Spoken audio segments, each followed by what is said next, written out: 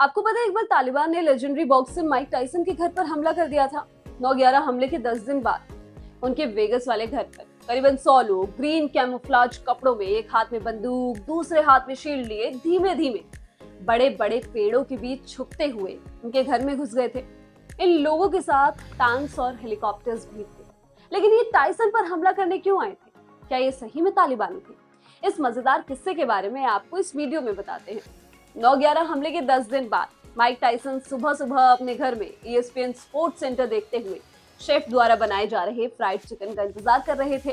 तभी उनका assistant Daryl दौड़ते हुए आया और बोला, यो माइक, मुझे लगता है तालिबान यहाँ आ गया है। ऐसी बेखुदी बात सुनकर टाइसन ने वही कहा जो आप लोग भी कहते, चुप हो जा।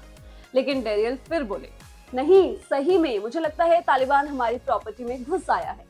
माइक ने इस बार पलटकर कहा, तुम क्या कह रहे हो? माइक को बाहर बुलाते हुए इस बार डेरियल बोले, माइक प्लीज इधर आओ। अब माइक बाहर पहुंचे और उन्होंने वो सब कुछ देखा जो हमने आपको शुरू में बताया। कैमोफ्लाज में 100 से ज्यादा लोग, एक हाथ में हथियार, एक हाथ में शील्ड, बड़े बड़े टैंक्स जिन पर स्वॉट स्पेशल वेपन्स एंड टैक्टिक्स लिखा था, और आसमान में आवाज करते हेलीकॉप्टर्स। माइक के घर में घुस इनमें से आदमी चिल्लाकर बोले, फ्रीज, हिलना बंद करो। ये सब देख डेरियल ने तुरंत कहा, बिन लादेन यहाँ नहीं है, हमारा उस 9/11 से कोई लेना देना नहीं। इसके बाद इन कैमोफ्लेज वालों ने बताया कि वो तालिबानी नहीं है बल्कि वेगस पुलिस से हैं और इस प्रॉपर्टी में एक आरोप की जांच करने आए हैं। दरअसल पुलिस को एक शिकायत मिली थी जिसमें कहा गया था कि माइक टाइसन ने 3 दिनों से अपने घर पर एक लड़की को बंदी बना रखा है और उसका रेप भी किया है। डेरियल ने यहाँ कुछ प्राइवेट गार्ड्स भी रखे हुए थे और शायद इन्हीं के चलते पुलिस को बताया गया था कि यहाँ हथियार भी हैं, जिस कारण पुलिस पूरी तैयारी के साथ वहां पहुंची थी। लेकिन हमने अब गार्ड्स की शिफ्ट बदल दी थी। वो अब बस शाम से अल सुबह तक ड्यूटी पर होते थे और इसी के चलते जब सुबह पुलिस 11 बजे आई तो यहाँ पर कोई गार्ड नहीं था। 24 घंटे से भी ज्यादा चले सर्च ऑपरेशन में टाइसन का पूरा घर तहस नहस हो गया था और पुलिस के हाथ कुछ भी नहीं लगा। बाद में पता चला कि पुलिस से ये शिकायत टाइसन की एक गर्लफ्रेंड ने की थी जो करीबन एक हफ्ते उस घर में खुशी खुशी रही थी और घर की सारी डिटेल्स के बारे में जानती थी।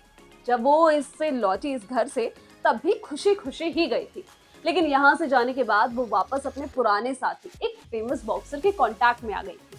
जब इस फेमस बॉक्सर को लड़की और टाइसन के बारे में पता चला तो बॉक्सर ने इस लड़की को खूब मारा और साथ में पुलिस से शिकायत करने को भी कहा। इसने कहा कि पुलिस को रिपोर्ट करो कि टाइसन ने तुमको किडनैप किया था और तुम्हारी इच्छा के खिलाफ तुमको बंदी बनाकर रखा। इसी रिपोर्ट पर एक्शन लेते हुए वेगस पुलिस टाइसन के घर पहुंची थी। बाद में टाइसन की इस बॉक्सर से मुलाकात भी हुई थी। हालांकि इस दौरान टाइसन ने कोई बवाल ना करते हुए इन भाई साहब से इस इंसिडेंट का बदला नहीं लिया। इस किस्से में बस इतना ही। ये किस्सा माइक टाइसन की किताब में है। मेरा नाम गरिमा है और आप लोग स्पोर्ट्स टापू ऐसे ही देखते रहिए। शुक्रिया।